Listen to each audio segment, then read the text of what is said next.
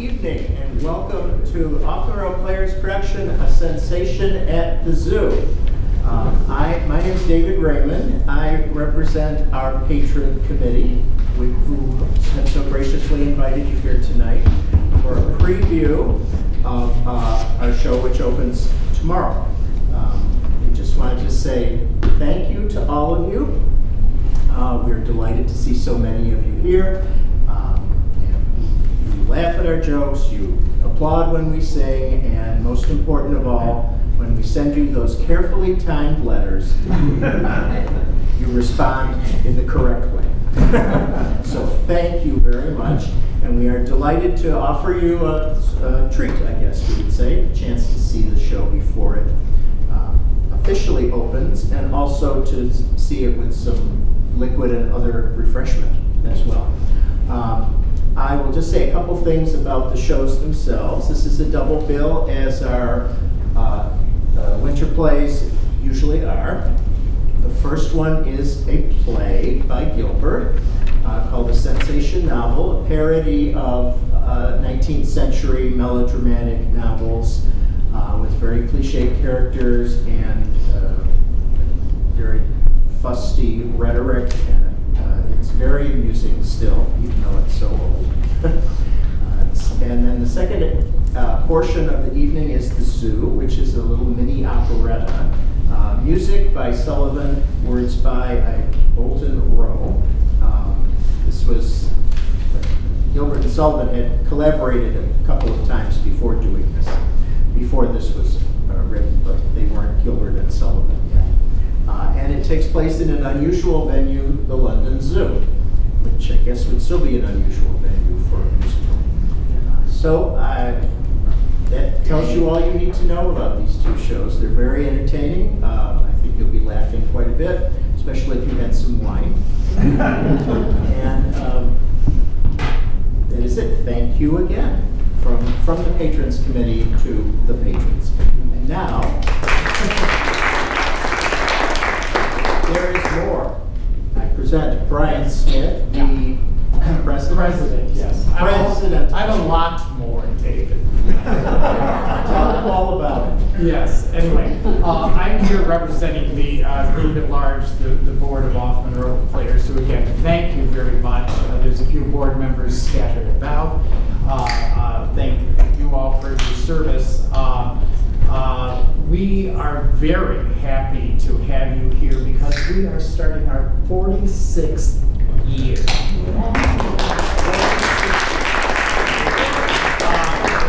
I've been with it since I was this big, and so that was in it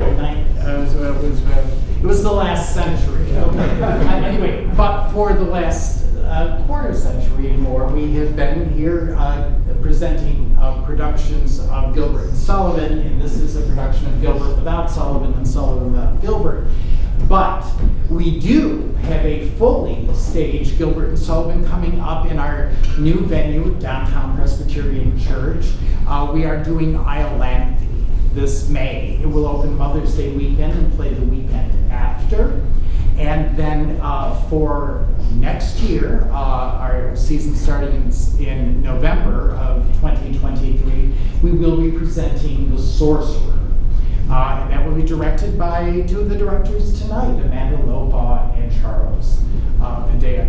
I would like to say that our director for Iolanthe is new to us. It's Luann Davis Haggerty. She is the principal lecturer of theater at RIT and has been doing a lot of the NTID programs, directed Shakespeare in the Park.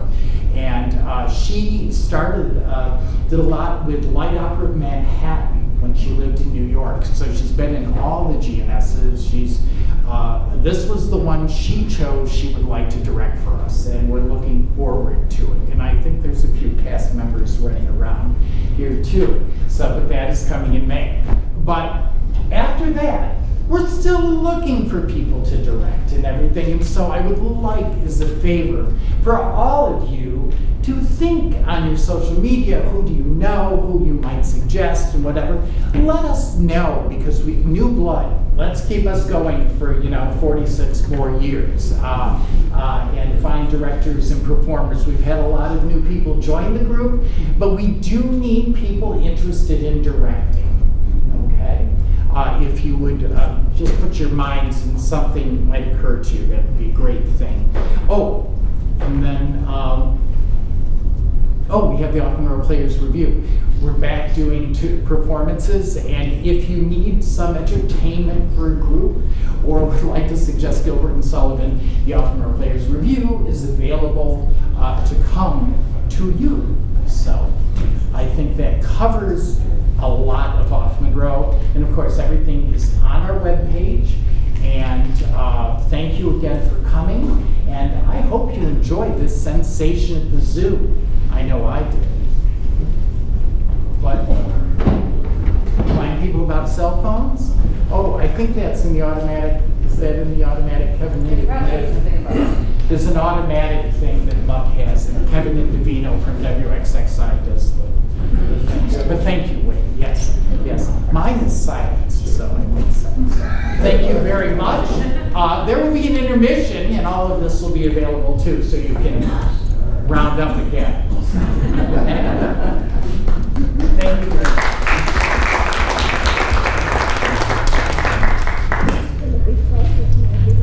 Welcome to the Multi-Use Community Cultural Center. But hey, we just call it the MUCC. There is no recording of video, audio, or picture taking during the performance unless you were given prior permission. Please take this time to silence your cell phones and take note of the emergency exits. There's one to the right of your seating, there's one back through the lobby where you entered, or, in the event of an actual emergency, just simply follow the screaming stage manager. Thank you, and enjoy the show.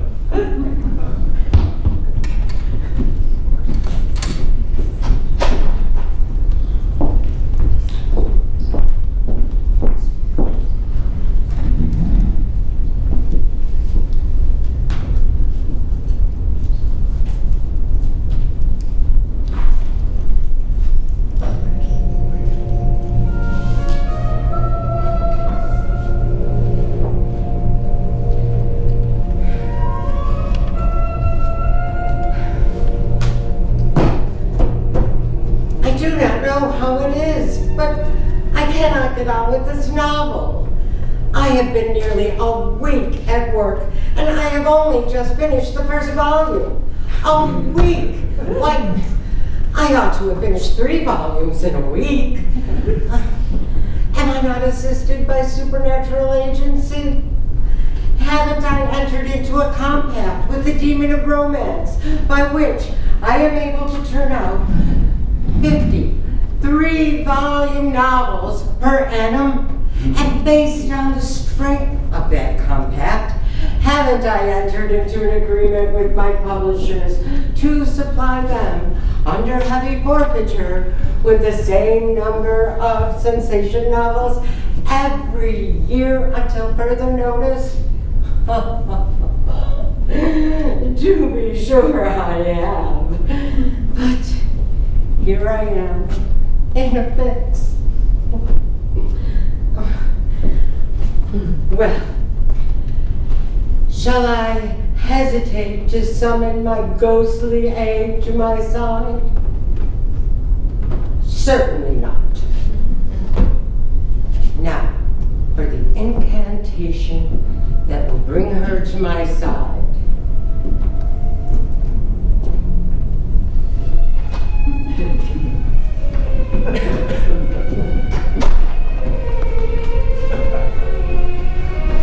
Take a best quill pens a score, take a beak a pint or more, take a fool's cap half a ream, take a convict's dream. Money wrongly won at whist, finger of a bigamist, cobwebs from mysterious vaults, arsenic sold as Epsom salts, pocket knife with blood-stained blade, telegram some weeks delayed, Parliamentary committee. Joint stop panic in the city. Trial at Old Bailey Bar. Take a Newgate calendar. Linchpin from a wagon. Hold the saucepan by the handle. Boil it over a penny candle. I am here. You are? Well, what do you want with me? Help! I have just finished the first volume of my novel, and I don't know how to begin the second. By our compact, I had leave to summon you whenever I found myself in a difficulty, and you promised to help me out of it. Hey. Have you employed the characters I have lent you?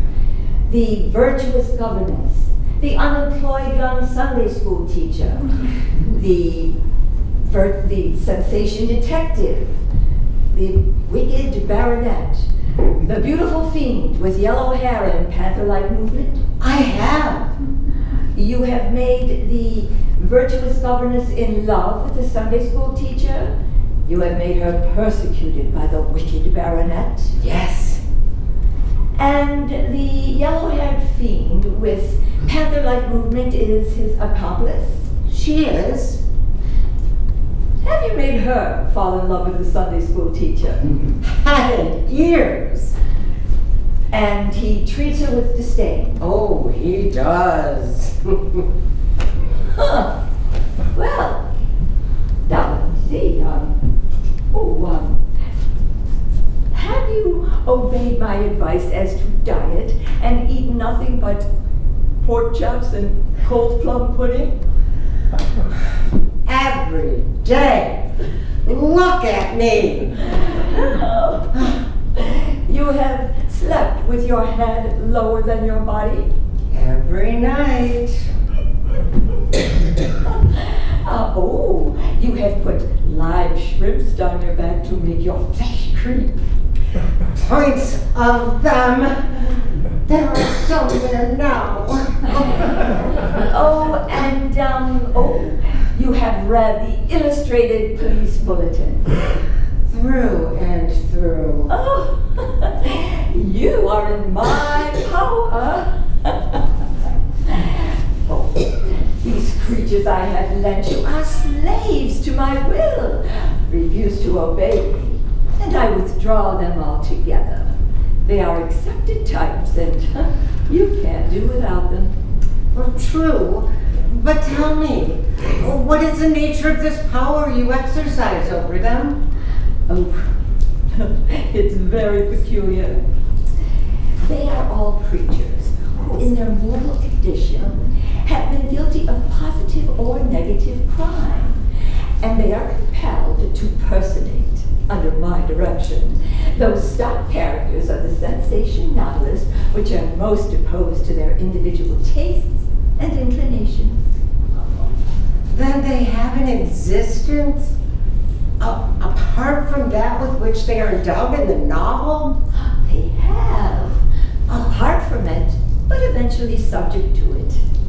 That is to say, they have wishes and feelings, plans of their own. But the fulfillment of these wishes is, for the time being, in the hands of the author to whom they are entrusted. They have the power of coming to life at the end of the first and second volumes, and immediately before the last chapter of the third, to talk over the events that have taken place and to arrange plans for the future. Plans that are too often frustrated by the arbitrary will of the author. This is not generally known. Do I understand you to say that at the end of the first volume, they come to life? Well, they do. I have just finished the first volume. It is now 12. They will be here. I've an appointment in the city which I had completely overlooked. Won't you stay to see them? Oh, thanks, no. One supernatural being is all I feel equal to, and one day I'd rather go. In half a minute, they will be here. I shake and quake with a sense of fear. The baronet, the maiden fair, the panther with the yellow hair. Tutor 2 with fatal starred, Detective 2 from Scotland Yard. All my plans I'll be upsetting, novel schemes I'll be begetting. Both baronet and the maiden and the tutor sorrow laden. And the panther with invective, thanks to Scotland Yard, detective, all will be here.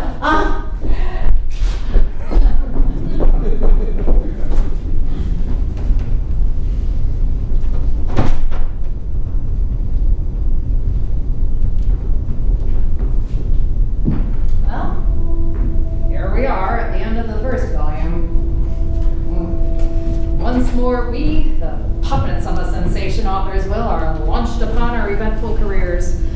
Over the course of the 10 years during which I have been compelled to obey my author's will, I, the beautiful, yellow-haired fiend of sensation fiction, have worked my wicked way through no less than 75 sensation novels.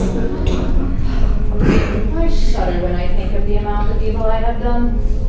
I shudder still more when I think of the amount of evil I have yet to do. But I must not repine, for truly I have deserved it all.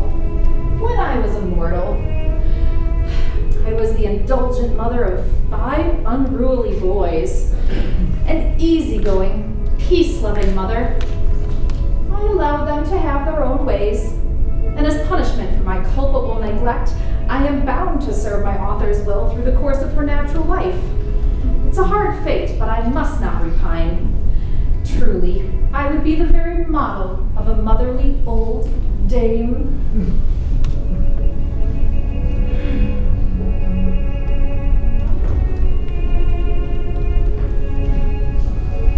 Ricalda, this is a melancholy meeting. It is, but we must not repine. We have deserved it all.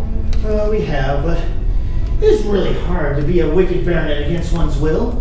Why, I was the softest, hardest fellow alive, when I was alive. But you did a good deal of mischief in your time, even being so soft-hearted. I did. Let me confess my misdeeds. I never saw a beggar in the streets, but I gave him a penny. Shocking, wasn't it? Terrible, but you did worse than that. You encouraged organ grinders. I did, but spare me your reproaches, for now I see the enormity of my misconduct, and I'm undergoing a bitter expiation. You are the bad baronet of sensation fiction, and you have deserved it all. Where are we? This is a ruined summer house overlooking the Thames. The river runs beneath the window, under the floorboards, which are loaded with traps, which open with springs, and many vile murders have been committed in this very room. Why does the author live here? Oh, it stimulates her imagination. The first volume will treat of dark, mysterious deeds done in the most vile haunts of the most abandoned ruffians that she could find. Then the abandoned ruffians have abandoned it for the present? They have. Have no fear. Oh, phew. I don't like this.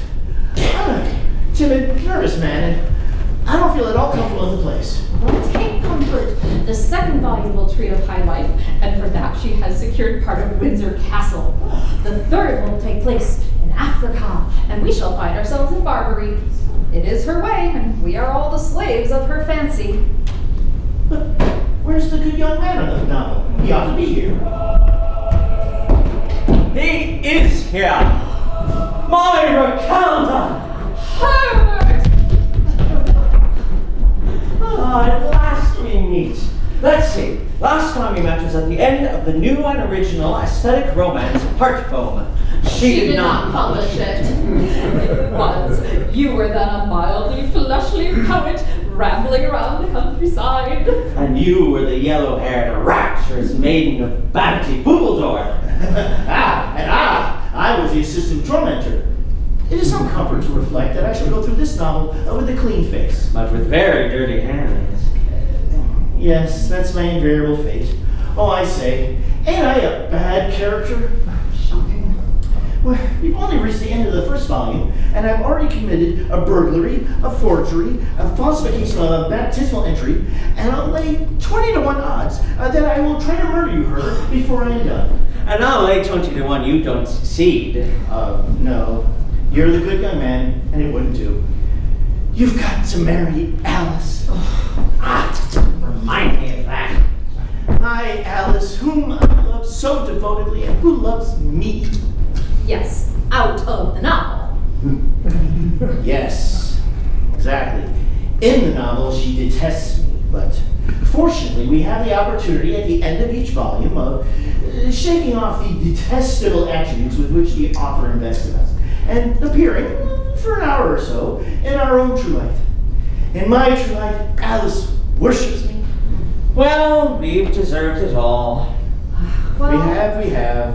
What did you do on Earth? I frequented music halls and sang comic songs. And as punishment, I must represent the author's good young man during the term of her natural life.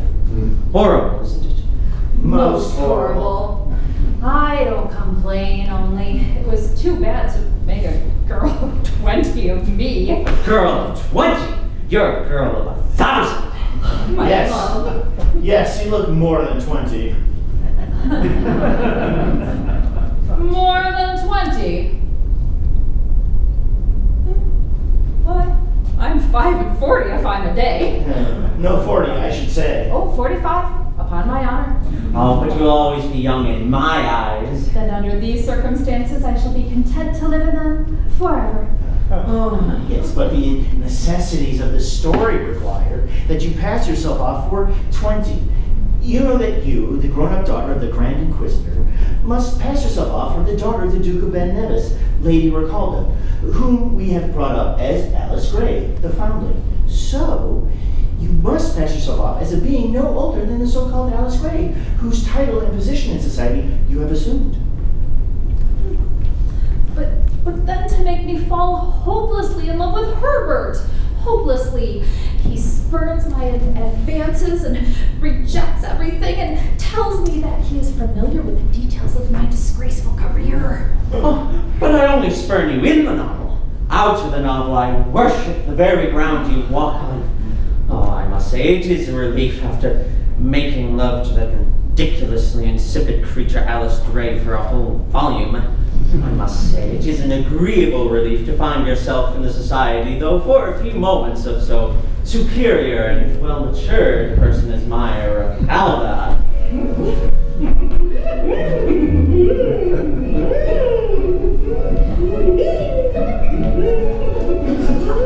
My devoted Herbert in the arms of the detestable Lady Raquelda. What would the author say?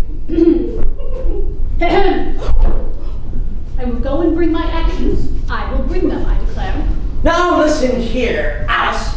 I've been spooneying after you, writing poetry to you and kissing your cat to visite for the length of a whole volume. And tomorrow morning I shall have to begin again. Do, for goodness sake, allow me the few moments of relaxation that are permitted me between the volumes. My good soul, don't suppose for one moment that I intend to interrupt you. Let us make the most of these happy intervals, for I'm sure that you will marry me at the end of the third volume. Horrible prospect. Horrible indeed. But Alice, you may not marry him after all. He may prove unworthy of you. I don't think that's very likely. I'm dreadfully good. I feel it. Oh, Riven, my love, when the author set you on to persecute me with your attention and contrive all sorts of plans to carry me off and marry me against my will, she little dreamt how ardently I hoped that your nefarious schemes would be successful. But no, that irritating curate, whom I love so desperately in the novel and detest so heartily out of it, always interferes to balk your plans. Yes, I am a donkey in the novel. A donkey? You're a bashful noodle. I was bold with you in that scene with you in the pine forest, don't you remember? Where is the manuscript? Ah, here it is. Miss Alice, said Herbert. Miss Alice, in a pine forest, by moonlight too. Miss Alice, you great donkey. I warmed up afterwards. Miss Alice, I fear that your stony-hearted guardian shall never relent. That's me. I'm the stony-hearted guardian. You're very formal, Herbert, said Alice. Yes, I should think so. Sir Ribbon would have known better, wouldn't you, dear? You were so confoundedly proper. Besides, I was only putting out a feeler. Miss Gray. Alice. Dear Alice. Dearest Alice. I may call you dearest Alice. May I not? That was warm. Not a bit too warm after the demure encouragement I gave you. Go on. I may call you dearest Alice, may I not? I cannot help what you choose to call me, said the pretty girl. Pretty girl. I like that. So do I. They were alone with the moon. They could hear the throbbings of each other's hearts, which beat like rival watches, wound up in each other. He pulled her gently towards him and planted a solitary kiss on her soft, Soft little hand? Oh, you goose. But that's nothing to what followed. Listen. She turned away. Oh, Herbert, said she, bashfully raising her purple eyes to the spot where he had been sitting. But he was gone. There, left me alone in a pine forest at midnight. I heard footsteps. I ran that you might not be compromised. He was very considerate. The footsteps were mine. They were. I behaved better than he did in the scene that followed, didn't I? You did. Oh, it was rapture.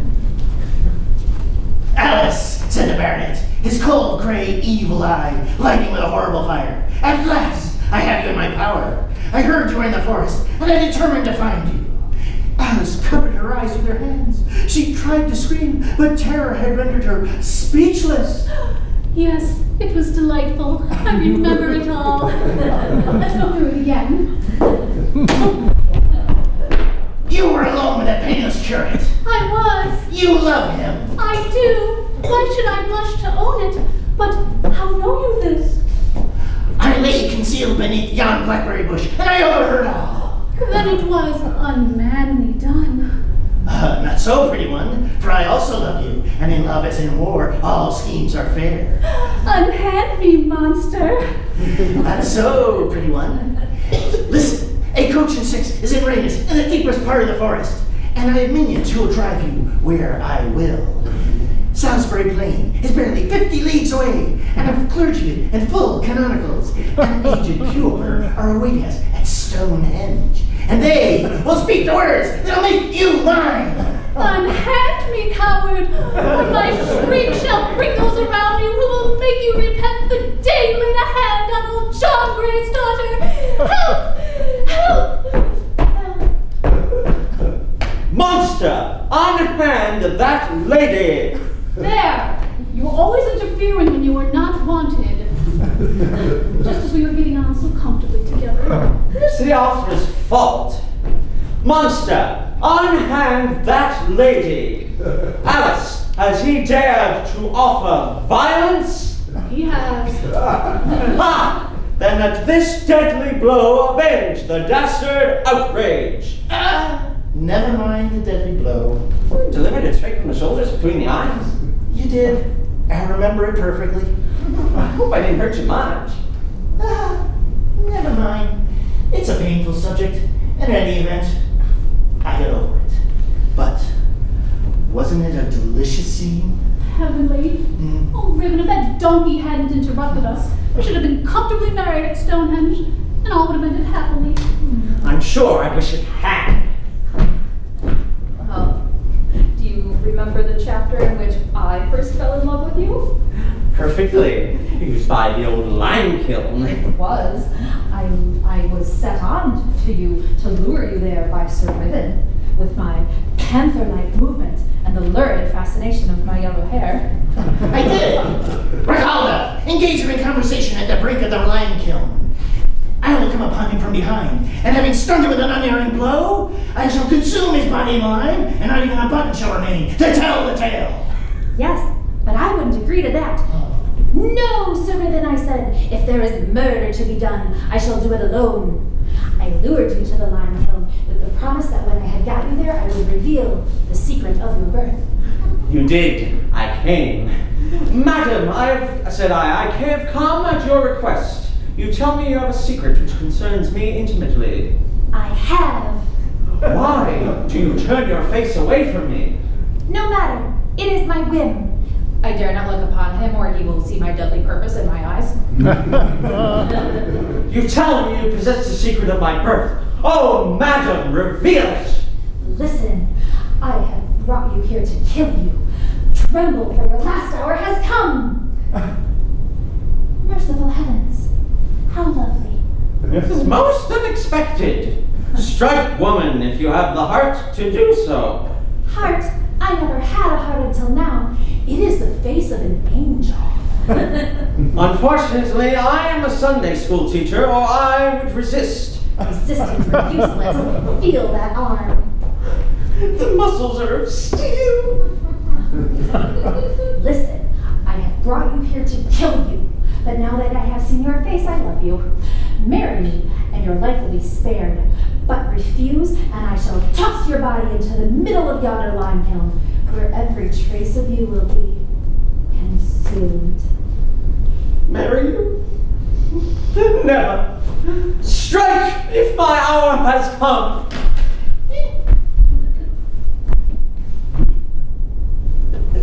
We can't get on without Gripper, the detective. Yeah, where is Gripper? Ought to have been here by now. Gripper! Here I am! Ripper. Howdy do. You're late, Gripper. Well, I'm afraid I am, but then I am a sensation detective, and sensation detectives always are late. The reason's obvious enough.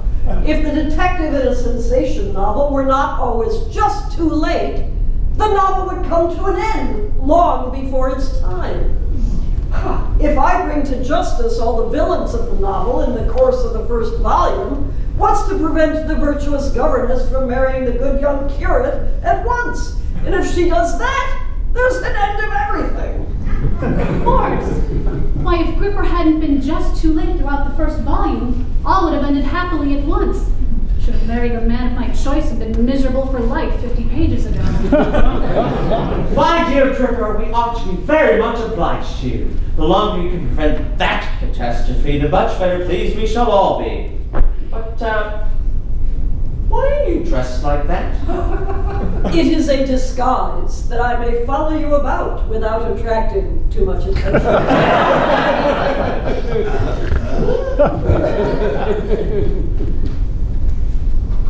Well, I don't complain as long as I am not separated from the good young curate. And I don't care so as I'm not separated from my yellow-haired panther.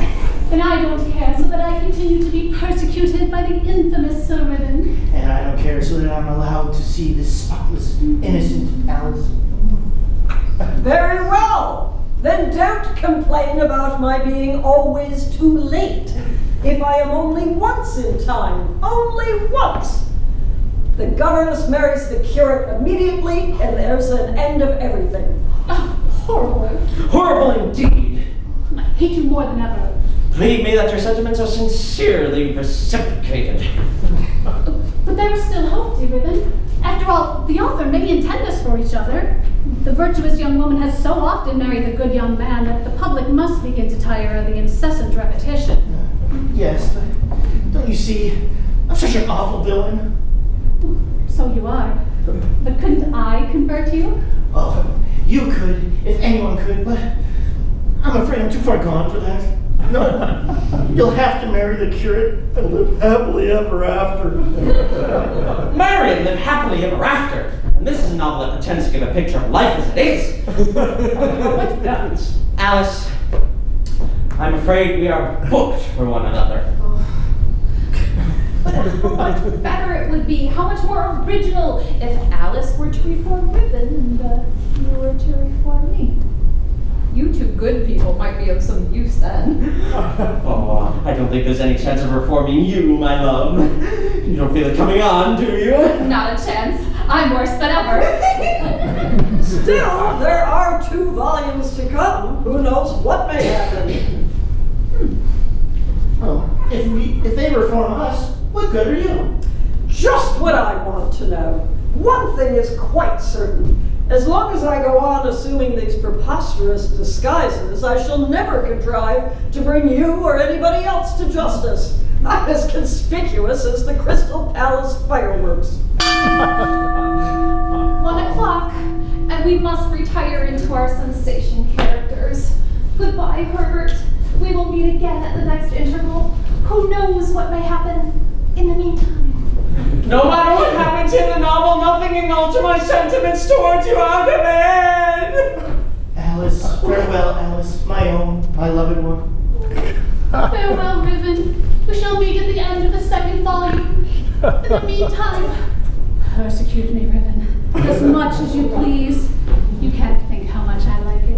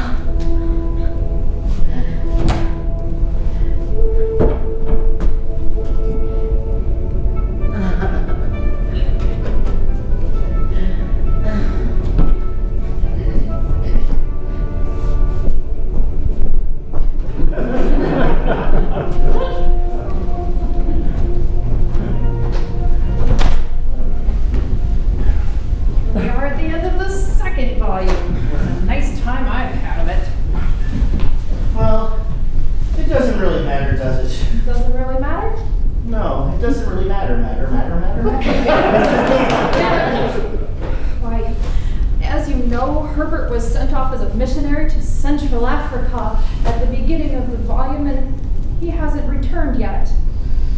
Poor Ricalda. I wonder how much longer I am to be kept without him. Well, he isn't much good to you, you know. He despises your love and avoids you whenever he can. Well, I know he does in the novel, but still it is something to be with him and to see him sometimes. I wonder how much longer I am to be kept without him.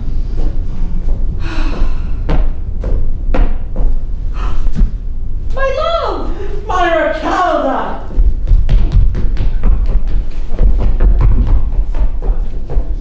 Oh, at last we meet. Tell me when do you return from Central Africa? Alas, not for several chapters. Oh, this is indeed hard. It's disgraceful. The author and publisher told the author that I was getting so confoundedly insipid that no reader would be able to stand me. She must contrive to get rid of me somehow. So she sent me to Central Africa for 7 years. Oh. I'm there now. And I very much fear I shall not return to the last chapter. Is Alice all right? Yes, and more lovely than ever. I'm sorry to hear that. You haven't carried her off and married her yet? Not yet, no. What a fellow you are. I've been out of your way a whole volume. You could have at least done that for me. I would have done it for myself with pleasure, but I'm not a free agent. I did try. That he did, and I helped him. Oh, bless you. Tell me all about it. What? Don't you know? How should I? I've been out of the volume altogether. Oh, true. Well, Alice, as I'm sure you're aware, was to go to Africa with you. Yes, she was to have joined me at Liverpool, but by some fortunate chance I was spared of that infliction. She never turned up, and I sailed without her. Exactly. I managed that. You see, both Ricalda and I were interested in preventing that. I, because I loved Alice. Ricalda, because she loved you. She was supposed to take the 9 o'clock express to London from Liverpool, and so what do you think I did? Sent her an Amtrak schedule, perhaps, to confuse her, make her miss her train. No, something better. I slew the pointsman in Basingstoke and switched the train on the Middlesex Junction line. Oh, how good of you! But what followed? I don't know. For just as I had achieved my object, a gondolier struck me in the head with his pole and I fell senseless to the ground. I can tell what happened. I was on the train. After you had switched the train onto the Middlesex Junction line, I crept cautiously through the carriages, and as the train entered a tunnel, I came upon the engineer, strangled him, and dressed myself in his clothes, and drove the train safely to Leeds. You changed in the tunnel? Yes, it was very dark. Quite thoughtful of the author. But, won't, my dear Ricalda. I owe you the deepest debt of gratitude. But what followed? Well, as the girl's ticket was for Liverpool upon arriving in Penzance, she came face to face with the station master who turned out to be, start not, her father, the Duke of Benevis, who for purposes of his own had quitted his lofty station for a station of an entirely different description. But what happened to Alice? Well, he did recognize her, and off she went. But that's strange, for he'd always accepted you as his daughter. He has, and I'll explain to you exactly what happened. The way that it went was this. He recognized me by a singular family feature, hereditary in every direct female member of the Benevis line. The coiffure of the daughters of the Dukes of Benevis has always grown in the form of a ducal coronet. He recognized her at once and realized that I, who had all along passed as his daughter, was an impostor. Strange. I'd always noticed the same ducal peculiarity in your own coiffure. Well, yes. So how was he to tell who was who? What he decided was this. I have but one daughter, and here are two daughters that display the same ducal change in their coiffure. Which one of them is which, said the old man, and he wept bitterly. Oh, poor old gentleman. But how did the matter resolve itself? Wait, he said, a thought, and he clutched clutched at Alice's coiffure, which strongly resisted his efforts. He then clutched at mine, and alas, it came off in his hand. Merciful powers!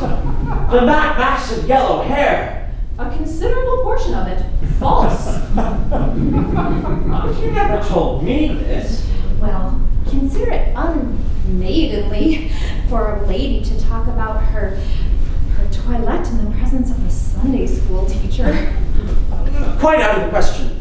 But what happened to Alice? Oh, she fled and hasn't been heard of since. Then she does not know she is his daughter. Not yet. What is wrong with you? Is your coiffure false too? No. But still, I am desperately unhappy. Because you haven't yet convinced Alice to marry you? No, not that. I can't bring that about. She loathes me in the novel, but I did hope that we could be happy out of it. Well, can't you be? I'm afraid not. I'm afraid Alice is not the Duke's daughter after all. A fearful presentiment suggests to me that Alice, the lovely, divine Alice, whom I worship with a devotion absolutely unparalleled, is, my granddaughter. Then you would be Her grandfather. I have just recollected that at the end of the first chapter of the novel, your sister, that is to say, my second daughter, had a daughter of her own. A baby she abandoned when only 3 days old. She left it on a doorstep in Belgrave Square. And I'm ashamed to admit that she did it at my suggestion. You're a bad character. Ain't I? Desperate. However, there was one redeeming point to her conduct, her choosing of Belgrave Square.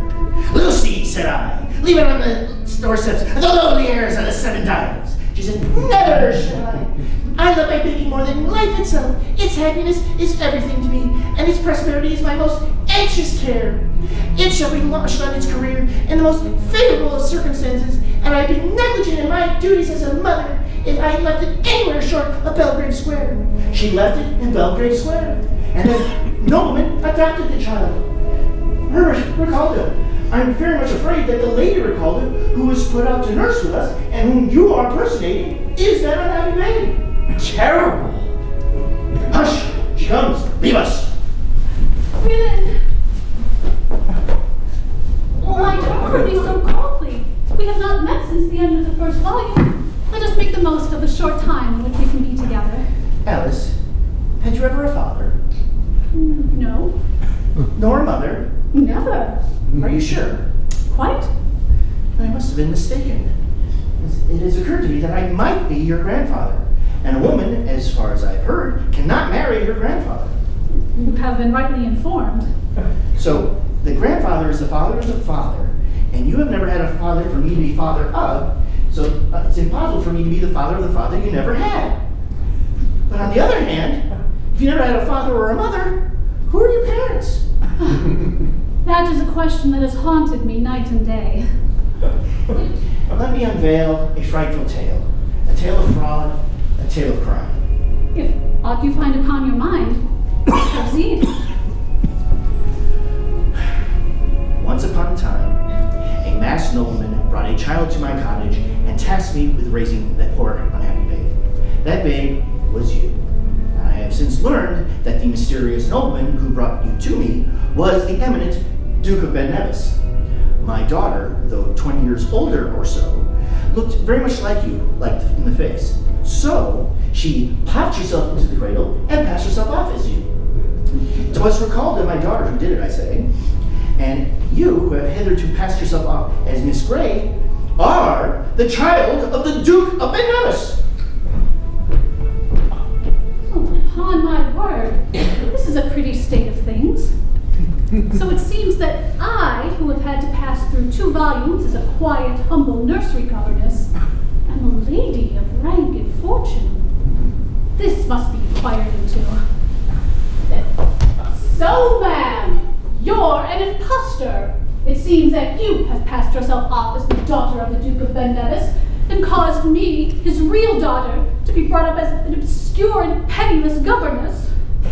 Now, my dear, don't be unreasonable. The Duke has recognized you as his daughter, and no doubt through time you will occupy your proper station. If you hadn't run away just as the discovery was made, you would have been reinstated long ago.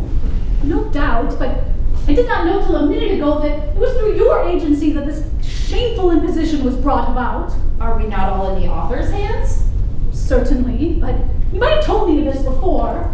The secret was not mine, it was the author's. But dear Riven has just revealed it. Then it was very unprofessional of him. It is not at all like Sir Riven to commit a breach of trust out of the novel. Nevertheless, as you have admitted the fact, I insist on taking my rank immediately. Now, my dear girl, Menial, how dare you address me in such familiar terms? I am the Lady Alice. but don't be unreasonable, my dear. Be gone, and if you dare to address me again in such terms, this dagger, which I wear as protection against my darling Sir Riven, shall teach ye better manners. Come, hand over the jewels, please. This, and this, and this. Yes, all. Come. Bracelet. Tiara. Can you hold this, please?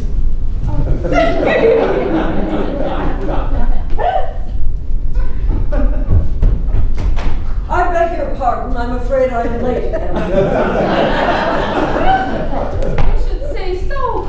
A moment sooner and you would have been able to prevent a most outrageous robbery. Oh dear. Well, I'm very sorry, but I am a sensation detective and I must act up to my character. But surely it's part of a sensation detective's duty to prevent the commission of crime. Oh, no, dear me, no, quite the reverse. It is a detective's duty to encourage the commission of crime, that he may detect it after it has been committed, and that just too late to bring the perpetrator to justice. Why, you might as well expect a sportsman to banish pheasants from his preserves, that he may not be put to the trouble of shooting them. Who has been robbing you? Alice Ray. She commanded me at the dagger's point to hand over all of my jewelry. Ah, indeed. Place the matter in my hands and I shall detect her with pleasure. You are certain Alice Gray committed this robbery? Quite. Then I have no hesitation in saying that suspicion points very strongly to Alice Gray. You don't say. Intelligent officer. There she is. You'd better arrest her. Arrest her? No. We don't do business like that. Arrest her? Why, any fool could do that. No, I must track her down. Ha! You're the gondolier who sprung upon me when I shunted the train with Alice on it on the Diddlesex Junction line. You struck me a deadly blow. I did. I hope it didn't hurt you much. It wasn't my fault. I was in the author's hands. True. I beg your pardon. You're very ungrateful. I didn't come upon you until you had shunted the train and done all the mischief. True, you were just too late. If you had just been a moment sooner. Your base design would have been frustrated. Alice would have gone on to Liverpool. She would have sailed to Africa with Herbert and married him on the voyage. And where would you have been? My benefactor. My preserver. My best friend. My truest ally. Gripper, tell me one thing. I have reason to fear that my darling Alice, whom I worship very fondly and who loves me so tenderly, is, my granddaughter. I fancy not. I can't be certain, but if you ask my opinion, I fancy not. But my daughter deserted her little girl 20 years ago, and she hasn't turned up yet. I have thought over the matter very carefully, and putting that and that together, I have some reason to believe that I am she. You! Yes! Extravagant, isn't it? See? Here is the manuscript. Read my description. Gripper, the most celebrated detective in the Metropolitan Force, was at the same time the youngest member of it. Although of commanding stature, his face was extremely fair, and his features most delicately chiseled.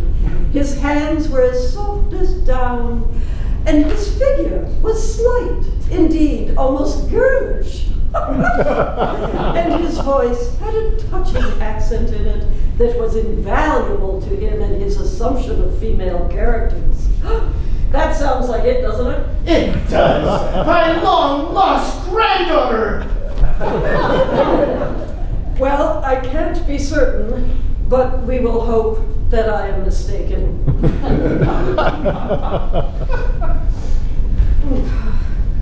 Well, time is nearly up, and it will soon be time to become our sensation characters again. Who knows? Soon we will probably learn our destinies.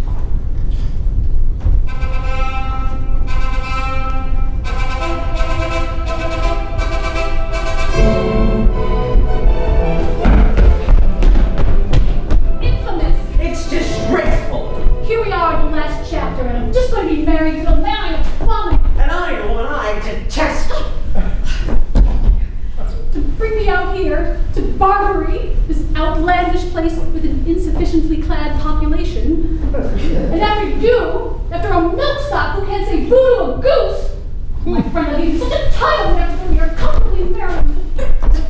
Don't be unreasonable, Miss Ray. We are desperately in love with each other. Why should we quarrel? The solution is within reach. I will treat you abominably, and we shall be divorced. You promise sincerely. Well, you're a good-natured man after all. Forget what I said just now. Let us make the best of a bad job. Now, how did you get from Central Africa to Algiers? I walked across the desert. Didn't you read the chapter which described my journey on foot and alone, bareheaded and barefoot, from the mountains of the moon across the desert of Sahara? No. Oh, it was powerfully told.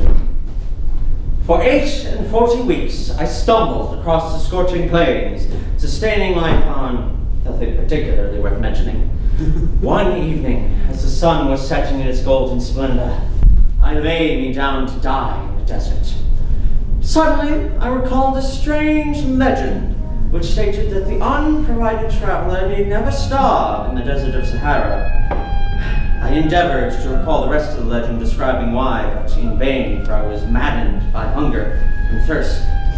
But seeing a caravan in the distance, I staggered towards them, and, addressing their sheik, I implored him to tell me why the unprovided traveler need never starve in the desert of Sahara. Tell me, I said, the secret of life, and the orphan's blessing shall be yours. And he said, It couldn't be done for the money. The secret of life must be bought with a price. I tried the others, one by one, but they all said the same thing: it must be bought with a price. Finally, just as I was ready to leave this earth forever, I came to the oldest of the men, an awesome figure of fabulously advanced years and towering wisdom. And one last time before committing the happy dispatch, I said, "What is the secret?" and he said, "Ah, that very old conundrum. Now, my son, the unprovided traveler need never starve in the desert of Sahara because of the sand which is there." Fainted to the ground, for I had staked my existence on a riddle. and a very old one. You, how came you to Algiers? After I had been recognized by my father, the Duke of Ben Nevis, I was removed into a sphere of life in which it was considered impossible for me to marry a Sunday school teacher.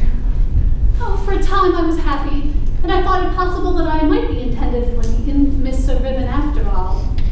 But no, the irritating author would not hear of it. He sent me here after you. What has happened to the ex-Lady Recalda? I am here. My Recalda! And how changed! But why have you been brought out here? I expect I am to turn up at your wedding. I'd rather think that, stricken with remorse, I worked my passage out here as a stewardess, only to burst into the church as you are being united and tell you that you are no other than Sir Ribbon Glenaloon, and that he, who has hitherto passed as that baronet, is in fact Nanky Poo, a poor itinerant street musician. And I am a baronet? You are, but you won't know it until the end of the chapter. And the Sir Ribbon to whom Alice is devoted is only a mere second trombone? I wonder if you would say to that, Miss Gray. Say, why, let me tell you, a truer and a prouder heart may beat beneath the spit valve of the poor semi-trombone than beneath the lordly forehead of the haughtiest baronet. Baronet or low-brass player, I love him. When we are divorced, he shall be mine. Where is he? I don't know. Isn't he here? No. It was understood that we were all to be here just before the last chapter. And let's see. Here's the last chapter, and that is all.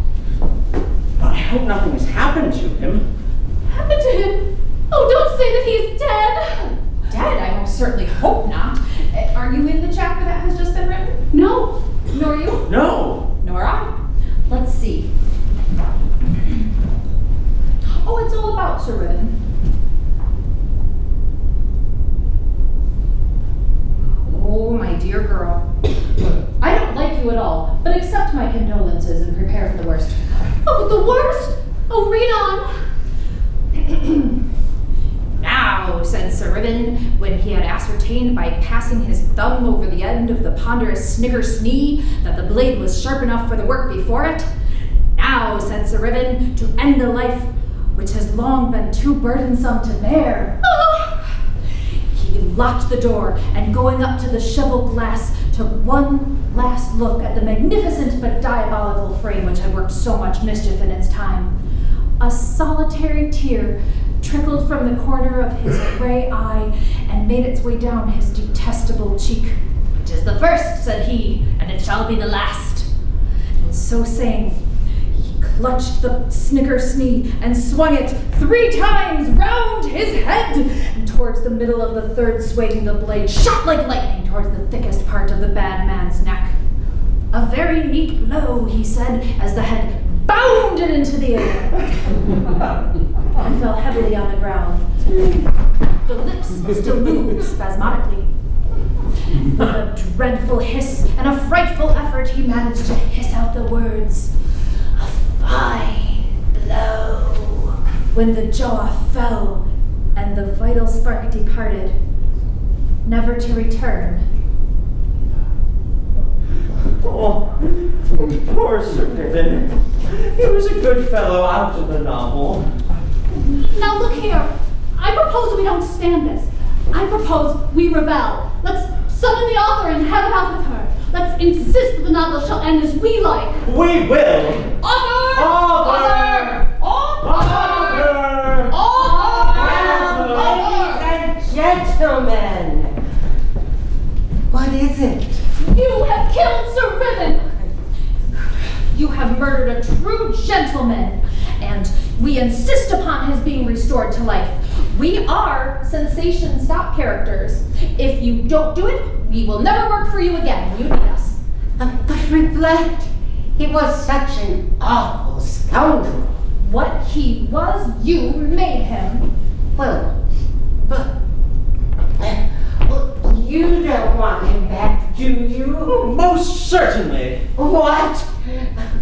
Your hated rival, the inveterate persecutor of your beloved Alice. I entirely object to his being slaughtered on my account. Oh, please, you. Miss Herbert. Oh, you're a beautiful character. Once and for all, he must be restored to life. Raquelda, consistent to the very last. She misses the abettor of all her schemes and is helpless without him. I can quite understand it, but it can't be done. Please give me back my love. Your love? What are you talking about? Why, he's your persecutor. True. But you can't think how I love him. Alice Gray, whatever does this mean? You are a quiet, virtuous, amiable young heroine, deeply in love with Herbert, who is a beautiful character. In love with Herbert? Madam, I despise him. Oh, ridiculous. The man I love is a totally different character. But he's amiable, constant, philanthropic, mild, kind, good-tempered, and I'll tell you a secret. He comes into a baronetcy in the last chapter. I don't care. I hate mild and amiable men. I like a handsome rover, a scapegrace, a moral brigand who sets all law at defiance. Do you suppose I'm going to marry that person? I insist on marrying Sir Ribbon, and as a first step, he must be restored to life. But I chopped his head off. I can't stick it back on again. Science can do anything. Invent a process if you have it not, and if any of the critics doubt its operation, offer to prove its efficacy upon any one of them. Very good. Is there anything else? Yes! I must marry Raquelda. What? The yellow-haired fiend with a panther-like movement? Certainly. But you're a Sunday school teacher. I don't care. I don't see how it is to be done. Oh, will you reform her? I'll try. Very good. I suppose I must give in. I don't know what A moment, if you please.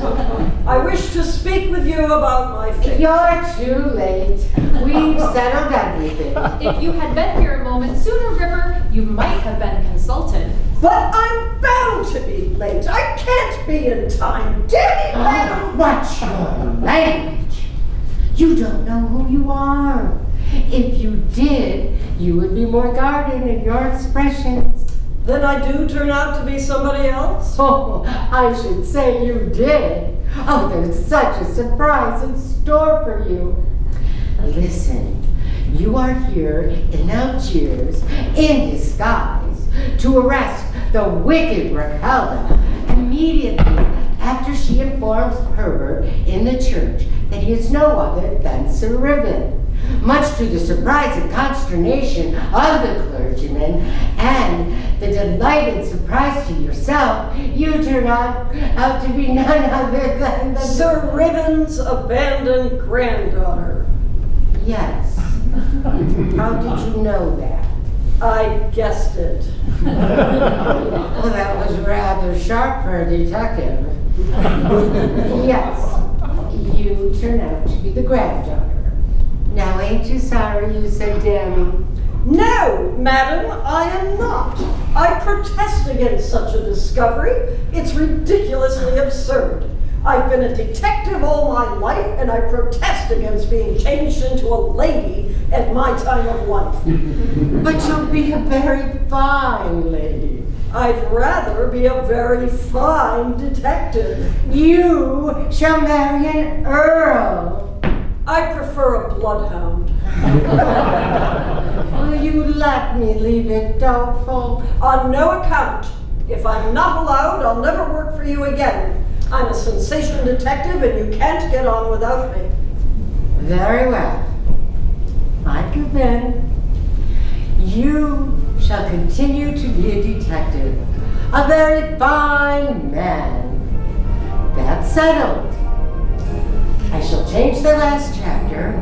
Herbert shall marry Raquelda. Sir Ribbon shall be restored to life and marry Alice, and Ripper shall turn out to be Sherlock Holmes in disguise. There! What do you say to that? I'm delighted. I'm delighted. I'm delighted. I'm delighted. I'm delighted. Nothing could possibly be more satisfactory. Oh,